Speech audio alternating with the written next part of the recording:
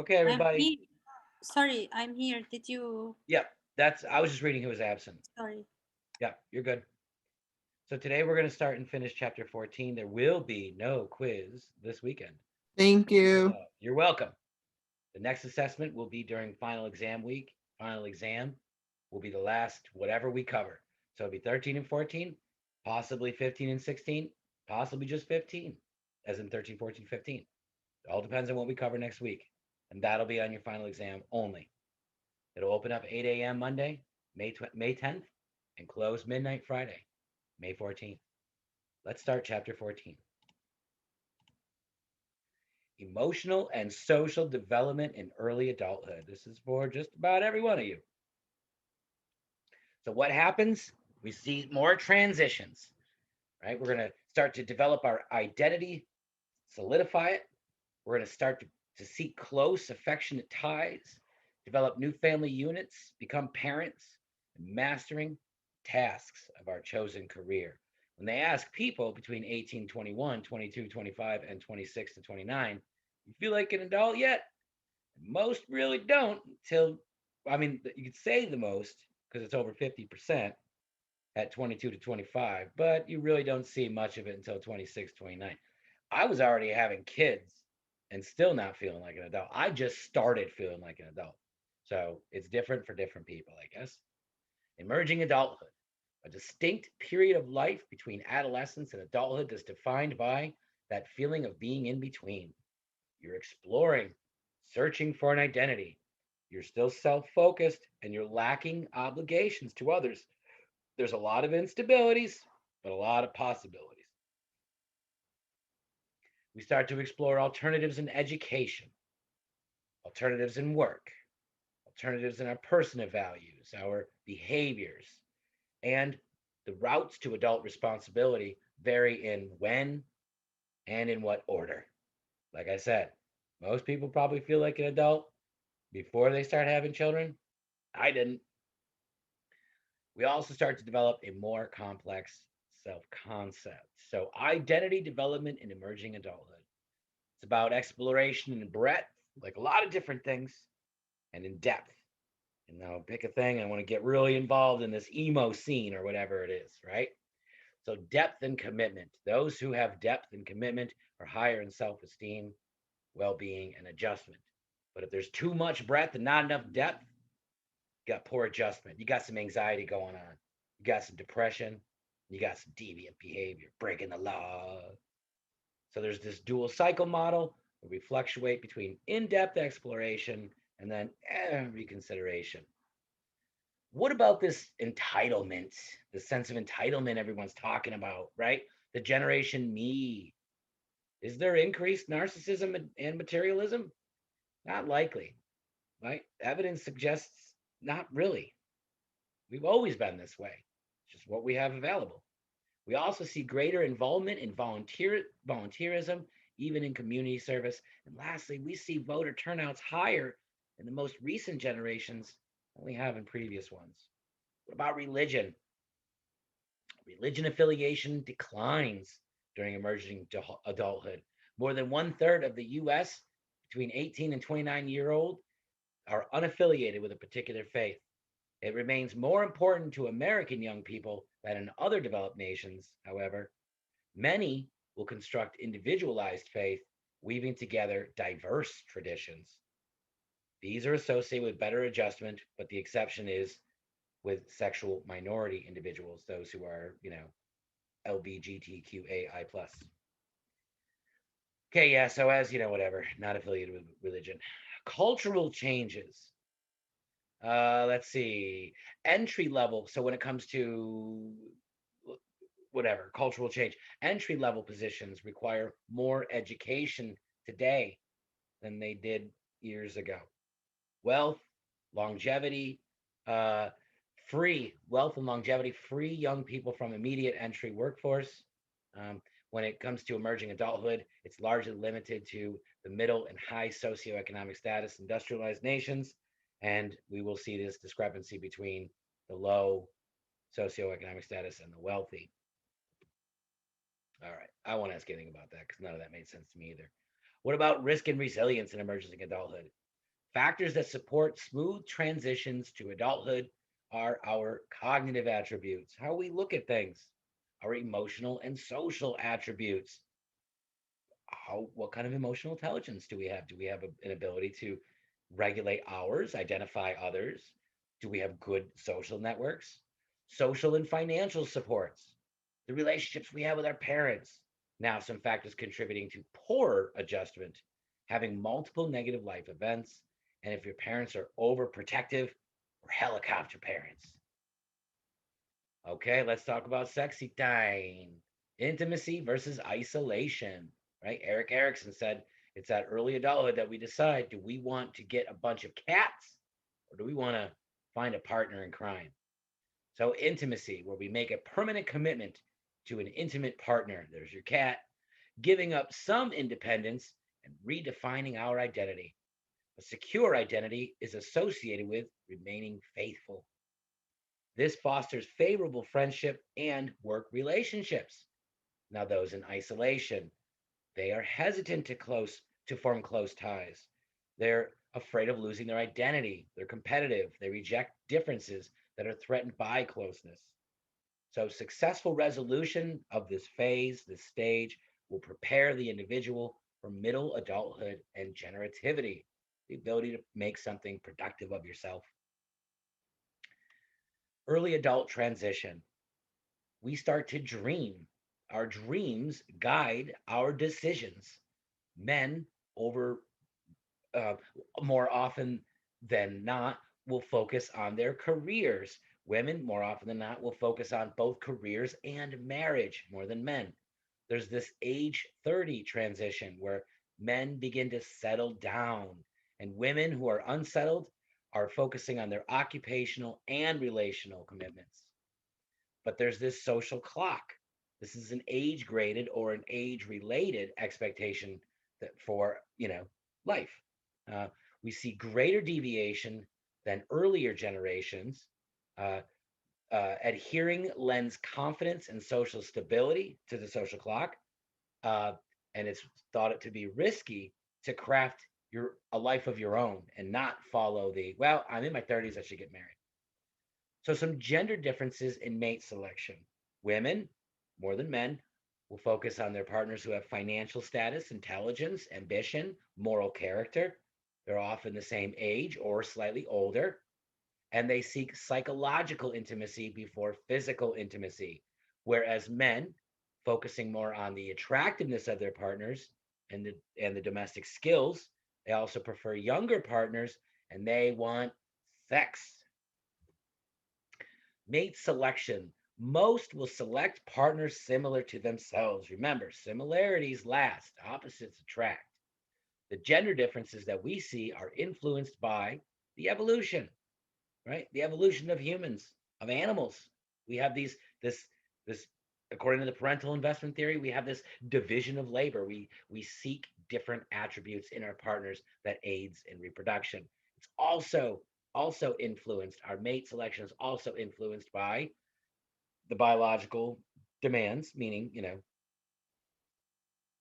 uh, I am heterosexual, I am homosexual, I am bisexual, so something biologically determined or socially determined. We'll get to that in a second. Uh, we place higher value on the attributes that contribute to relationship satisfaction, and other influential factors that determine our selection are our early parent child bonds and the timing, right? You may have found Mr. or Mrs. Perfect, but it was the wrong time because you just, I don't know, maybe you just got dumped or maybe you just had an end of a different bad relationship and you just weren't ready. I don't know. Childhood attachment patterns and adult romantic relationships. So the attachment style that we have with our caregivers sets us up for the attachment styles that we have with our friends and our lovers. So the early attachment leads to an internal working model set of expectations. The adult's evaluations of early attachment experiences will influence our parenting styles. It also predicts our romantic relationships in adulthood. Partner attributes also influence the working model in intimate ties. What are they talking about? The working model is what we develop during toddlerhood and childhood. The this relationship that we have with our caregiver. So, for example, if we have a secure attachment style with our caregiver, the model is a comfortable and intimate and relationship, and you're not afraid of being abandoned as a child. What does that lead to in adulthood? You have a sense of trust, happiness, friendship, empathy. You can have conflict resolutions constructively.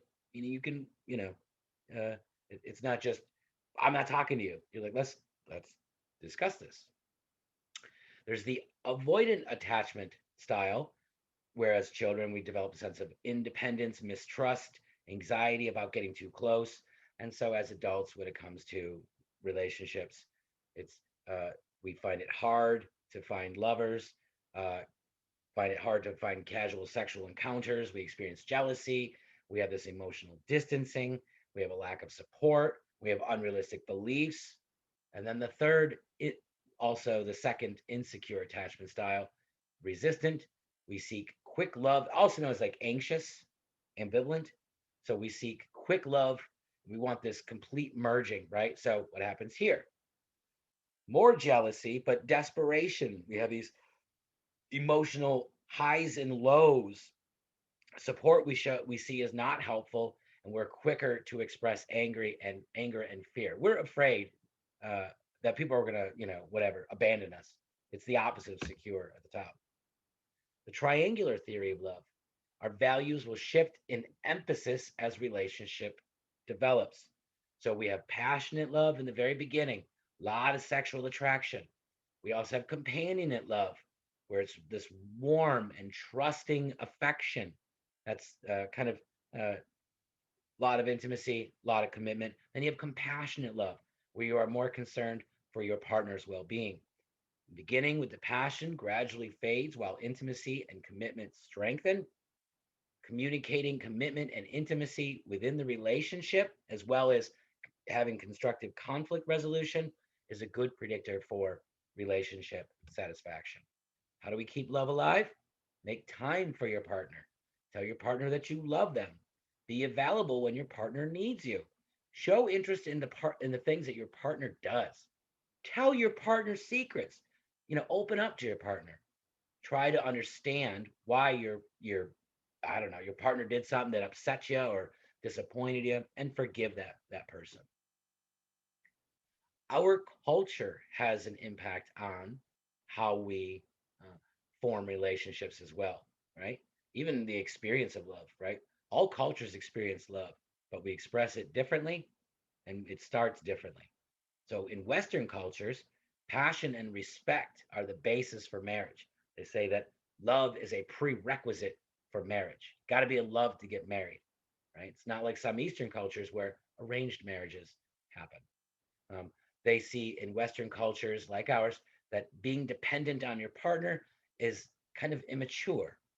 Uh, Eastern cultures, there's more companionship.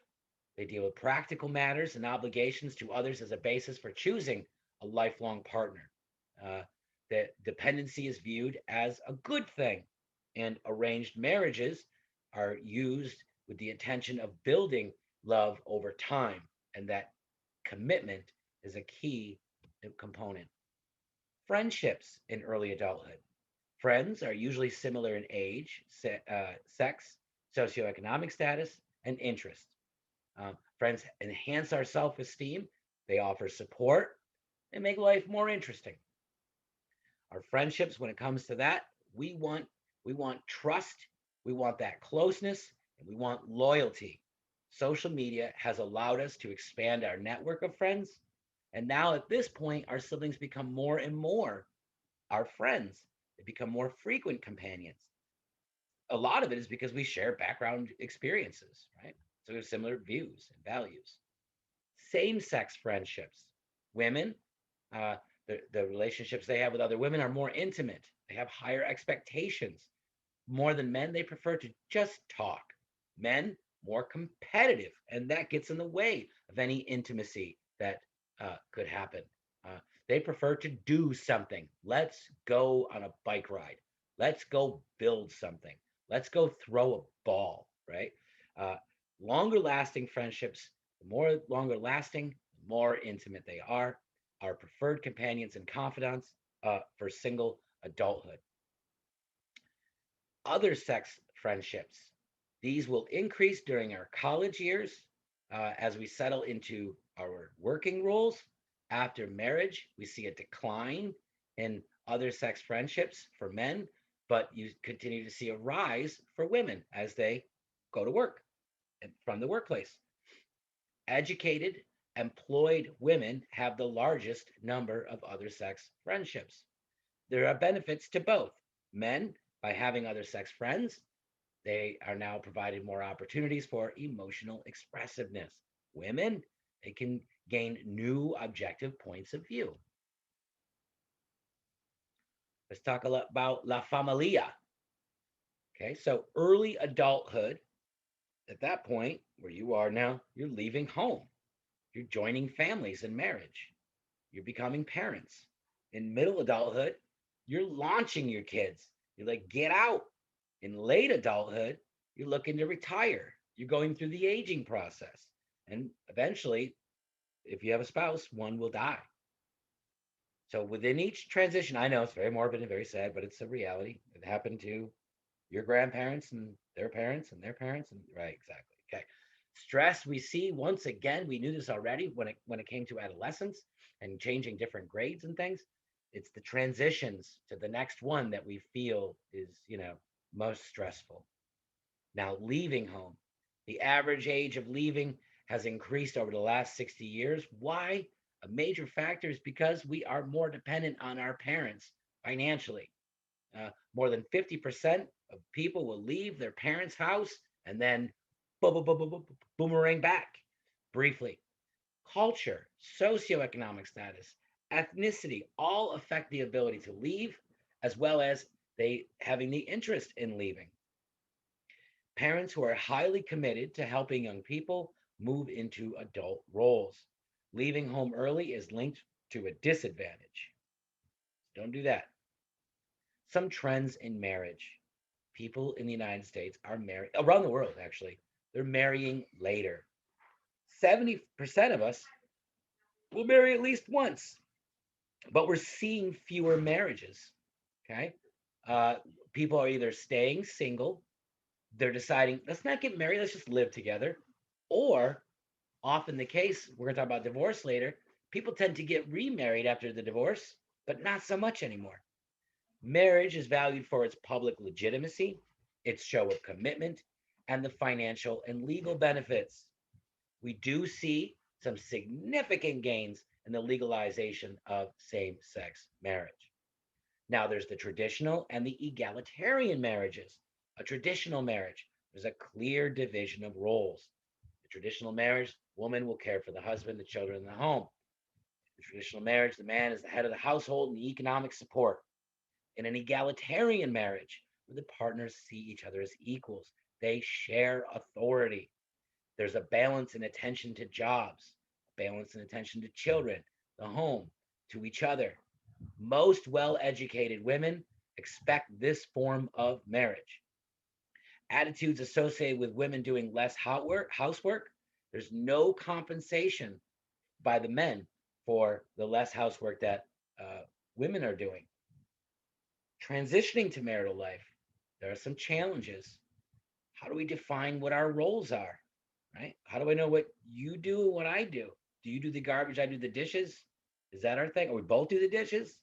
Or nobody does? The kids do? Who's doing the dishes? Someone's got to do the dishes. We decide our new joint daily routine. We decide what our new family traditions are, our rituals.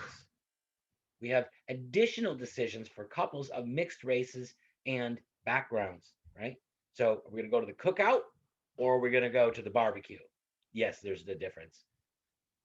More couples living together beforehand than ever. And for some, the transition is already made and ready for marriage or marital life. Factors related to marital satisfaction: the partner's backgrounds, the age at which we marry, the timing of our first pregnancy, the relationship to our in laws, the marital patterns in the extended family, like a lot of divorce on your side, a lot of divorce on my side, financial and employment status, the family's responsibilities within it, Personality characteristics and behaviors, values, right? All that's got to line up. They got to be similar. And then these positive biases of partners' attributes. What does that mean? It means when you're looking at your partner doing something, if your inclination is, oh, they're doing something stupid or they're doing something that's wrong, that's a negative bias. A positive bias is like, what is that? What is he doing? He's probably fixing something. I don't know. But if it's not negative, that is a factor related to marital satisfaction. Just jumping towards the positive, optimistic. So, what this slide is showing you is in European nations, when they look at the difference between men and women and how much housework they put in per week, in every country, in every case, the women is always greater than the man. Um, yeah. So here, what we're looking at really is the differences between a traditional here down here, traditional culture, slowly moving up towards a more egalitarian up here in Norway, France, Finland. Okay, partner abuse, domestic abuse, right? The abusers, many of the abusers, are overly dependent on those they are abusing. They are often jealous, controlling. They're depressed. They're anxious. They have a low self esteem. They don't manage their anger well.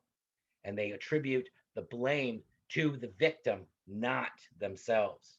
Now, the victims often are chronically anxious and depressed. They also experience sometimes panic attacks. They will be dependent on the spouse, on the abuser, or their fear that if they leave, that something will happen even worse. Uh, they falsely believe that their partner will change. It's just a phase. Partner abuse continued. Now, domestic abuse is committed by both men and women, but more women than men are likely to be seriously injured. There's this violence remorse cycle, right? So there's violence happens, he hits her, he pushes her, he pulls her hair, something bad, right? And he's, I'm so sorry. But then this escalates. And now he's punching. And now he's kicking. That's that violence remorse cycle. Some related factors, of course, personality, developmental history, family circumstances, cultural norms.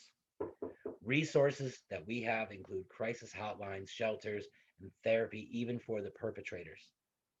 Uh, Existing treatments are not very effective. We need a whole family approach, and we also need to treat, even though it's minimal, victimized men. Now, let's make some babies. The trend toward delaying parenthood and having smaller families is now the case. More women are dividing their time between their family and work more than ever in the past. The reported reasons to have children when they are asked, the personal rewards. Oh, I just want to have a baby. I want, whatever. I want happiness or whatever. The social returns. Uh,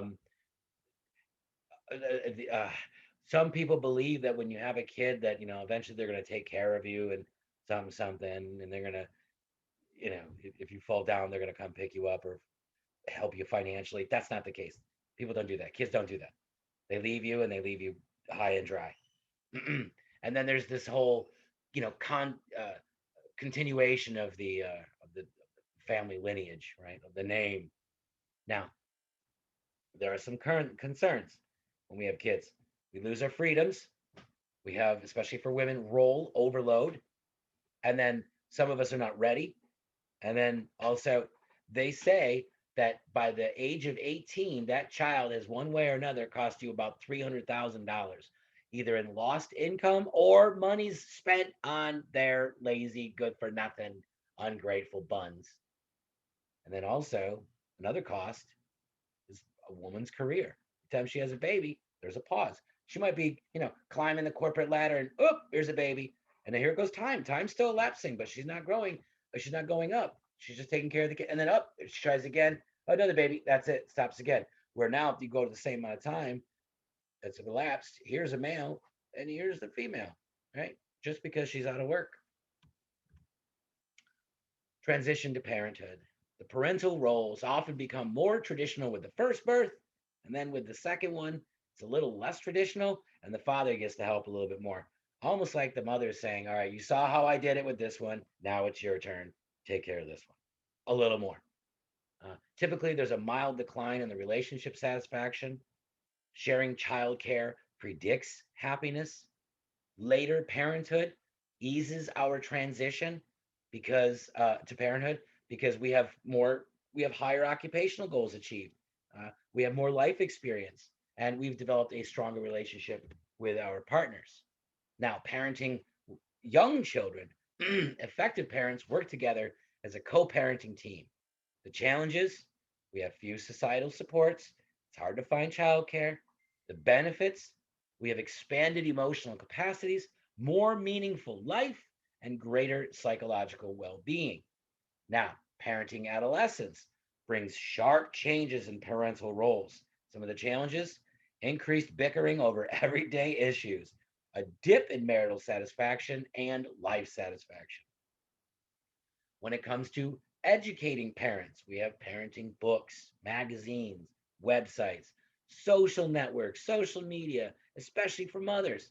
Fathers more often turn to the spouse for information. Classes will provide parenting skills, social support, experts, and other parents, access to other parents. So you get to network with them.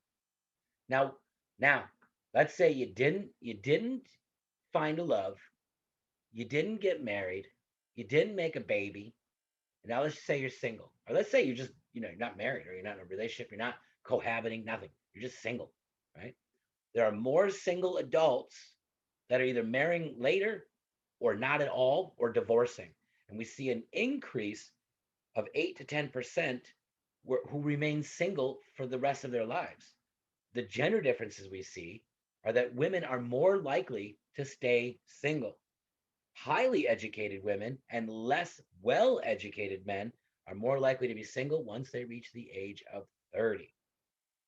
You probably think, well, shoot, that biological clock is tick tocked out of the way. So what do I need a man for? I don't need a man for anything other than a baby, and that ship sailed. African Americans are single longer. We have these stressful periods in the early and mid 30s. Friends, we see that our friends are married, and for women, they think, oh, I need to make a baby. Cohabitation. We see an increase in unmarried, sexually intimate couples who live together. The preparation for marriage versus alternative to marriage. The US cohabits before engagement. Those ones who get engaged but are living together first, they're more likely to divorce. In Western Europe, they are nearly as committed in the cohabiting people as married people. Here's where the numbers are: 60% of Americans cohabit, right? As those that do, their unions break up within 3 years compared to 16 to 16% in Western Europe. So there's something going on there. There's something about the the American culture and independence and all of that. I don't need anybody. Same-sex cohabitors report strong commitment, however. Childlessness: about 15% of women are childless. Some of it's due to involuntary reasons, like they just ain't got a man, or they are infertile or subfertile, or they may just be dissatisfied in the sense that they don't want one. Oh, I'm sorry. I don't know what that's supposed to mean. I was talking about it earlier and I forgot. What would that mean? So it's not by choice. They are dissatisfied. Dissatisfied with their partners. Dissatisfied. I don't know. I won't ask a question about it. Now, the voluntary decisions they make when it comes to not having kids, these are usually college educated and women, and they are committed to their prestigious jobs, and most are content with their lives. And I don't know if I told you this before, but people who have kids are not any happier than people who don't. In fact, people who don't have kids are happier than people who do have kids. So there ain't Maybe nothing wrong with that. There, what, Jake? nothing. I read something wrong. Oh, okay. There are some negative stereotypes about women who don't have kids, but even that is weakening. Divorce rates, they have declined due to the rising age of marriage, an increase in cohabitation, and in the US, approximately 44% result in divorce marriages, about 10% higher for remarriages. So once people get divorced and they get married again, it increases to like 54% chance.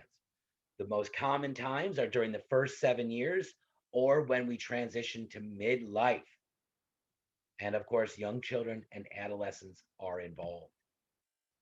Factors related to divorce: ineffective problem solving, poor communication. Some major predictors: infidelity, financial issues, alcohol and drug use, jealousy, moodiness, and some background factors like some demographic factors like age, having a prior divorce, or having a family history of divorce. Socioeconomic status and education. Hey, I already told you, the more educated you are, the higher educational achievement you gain, you gather, the more likely you'll be happy in marriage and longer lasting. Gender roles also are related to divorce and the expectations that we have, right? I expected you to take the garbage out every week. I'm not taking the garbage out every. Well, I expected you to wash the dishes. I don't know why garbage and dishes are such a thing. That was my dog yawning. The consequences of divorce, the major change in a way of life and self-image. This so what there are positive outcomes that can happen and there are negative outcomes, right? So for some women, they'll be like, yes, I'm free of that, dirt bag. And same for the men. Yes, I'm free of that dirt bag. Okay. Then there are some negative outcomes too, right? So some immediate consequences that will usually subside in about 2 years. We have disrupted social networks. Think about it. When you're married, a lot of times you go visit other families or other, friends who are married. Now that's all kind of messed up, right? So who's supporting you? Sometimes you lose support. We are more anxious. We're more depressed when it comes to non-working traditional women and some non-custodial fathers. They may have more problems, especially with finances. A new partner, however, will enhance life satisfaction. And this, of course, is going to be more crucial for men. Now, remarriage after divorce. Most will remarry within 4 years of divorce, and men are sooner than women. So, what are some things that are leading to the vulnerability of breaking up? It depends on, uh, let's see, if there are differences in our backgrounds, if we emphasize practical matters in our partner choice and not, you know, romantic ones, if we carry over the negative interactions that we had from our first marriage.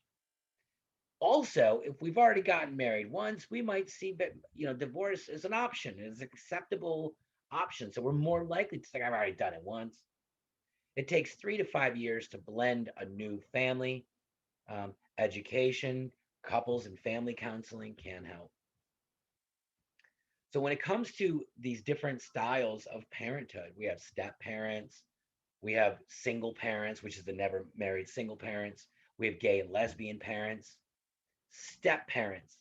The factors that will influence conflict is usually on the stepmother, the pressure to take charge too soon. So here's the father.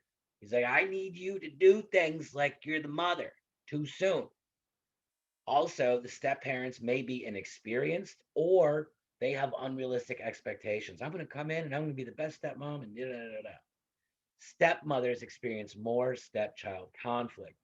Stepfathers with children of their own establish positive bonds more readily. How do we strengthen our step parent stepchild ties? If we have a co parenting partnership, if you are building sensitive relationships, right, with the child. Step parent stepchild ties predict marital happiness. What does that mean? It means that if the stepmother or stepfather isn't getting along with your kid, you're going to get divorced. Okay. Now, there are never married single parents. Just think of single parents. This affects over 12% of US children. It's especially prevalent among African American women So as a result, they rely on their extended family. This will increase financial hardship, especially for low socioeconomic status women. Having a lack of father involvement and associated economic disadvantage can negatively affect the child. Child will exhibit poor adjustment problems, antisocial behavior, poor cognitive development. Lesbian and gay parents, 20 to 35% of lesbian couples and 5 to 15% of gay couples are parents. Most are children of past heterosexual relationships, some from adoption or assisted reproduction. So there's going to be a clear difference between lesbian couples and gay couples because in a lesbian couple, one or both of them could possibly get pregnant. In a gay couple, they ain't. So they're already limited by two, well, by one, I should say. So they only have 2 out of 3 options. And that is to have a pre existing child, to bring the child into the fold, or adopt one. Children do not differ from their peers cognitively or socially. They may build families of choice for social supports. And there's a stigma with this, and that's still a major concern. But none of those things has an impact on the child's happiness, adjustment, behavioral patterns, their choice in sex partners. None of it. Does none of it. Career development in early childhood. Let's see. Okay, so we experience disappointment at the beginning of our career, right? There's a gap between what we expected in this career and what's really going on. In our 20s, we'll go from job to job to job to job. The national economy also affects our career paths.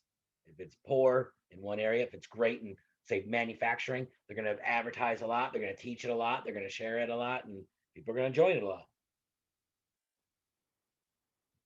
We'll then start to adjust our expectations to opportunities to advance. Having effective mentors will enhance our career related learning and as well as our success. So, what about challenges to women's career development? There's a discontinuous career path. That's what I was talking about earlier, right? So, a woman goes to college or whatever, or doesn't, whatever, gets a job, is moving up the corporate ladder, and then boom, gets pregnant. There it is, stagnant. Time's still going though. They'll leave for child rearing or family care. Then okay, then go back to work. And God dang it, you did it again. Have another kid, right, and so on. So as a result, not just that. It's not just that. There are other reasons. There's discrimination reasons as well. There's a gender gap in salary. This is affected by our college major choice as well. Equally trained women are paid less in quote masculine fields. Think of like engineering. Low self efficacy for male dominated fields, meaning they don't think that they can compete. There's gender stereotyping, and there's fewer mentoring opportunities. So that's something. Let me go back to that. So that's one of the things. I know there are a lot of people that when they see, oh, who cares? Who cares that we got a black woman for a vice president? Good. So what? I don't see color. Okay, first of all, you do. Everybody does. Okay. But here's the reason why that's important. Kamala Harris now, for the first time ever, provides a mentoring opportunity, even if it's indirect, even if it's just a child looking, going, oh, the second most powerful person is a woman. Okay. Do you know what that does to a child's mind? Now they Allows. realize that's something that they have an opportunity to do. Yes. Yes. Exactly. So when we see these things out there, the first black this, the first Asian that, the first female that, these are mentors, people.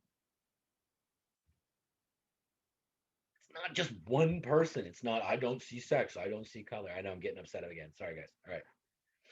Ethnic minorities and career development. There's a racial bias in the workplace that remains strong. It's harder to find a job for the minorities. It's harder to improve their employability. Seeking education, having equal educational opportunities. African Americans spend more time seeking work than any other ethnicity. Ethnic minority women are faced with a combined discrimination, right? So good. So now I'm both, I'm Hispanic or I'm black and I'm a woman. So I got all these different stereotypes against me, all these different prejudices against me, all these discriminatory acts against me. Great. So successful women do have high self-efficacy. That's necessary, as here, right? Low self-efficacy for male-dominated fields. Successful women need to have a sense of high self-efficacy. Think of it, self as self, and efficacy as like a weird way of saying effectiveness. How effective am I myself? Also, having supportive relationships with other women, that's vital. Look at this. Would you just look at this study? Just look at it. They had people put their name on a resume, on an application and a resume. They didn't write it. It was all the same resume. And they sent it out. And then they kept track. Well, how much did Jacob Schiff get back, or John Smith, versus Jose, I don't know, Jose Martinez. I don't know what's a good last name. I don't even know what a good last name is. I know Smith for white. Let's just say John versus Jose versus Taekwon, right? Look at the number. The white name got twice, over twice the callbacks as a black name. Twice. 2 times, people. 2 times. It's nuts. Because of a name. That's not even them having to put their race down. The work-family balance. The majority of women with children work. There's role overload that's common. It's greater for women with low status in flexible jobs. The workplace needs to provide more time-flexible policies. We need to develop these effective balancing, this effective balance, right? And that could, between the home and work life, that would benefit both the home and work life. All right. Any questions? I'm going to stop recording. No quiz. See you on Monday.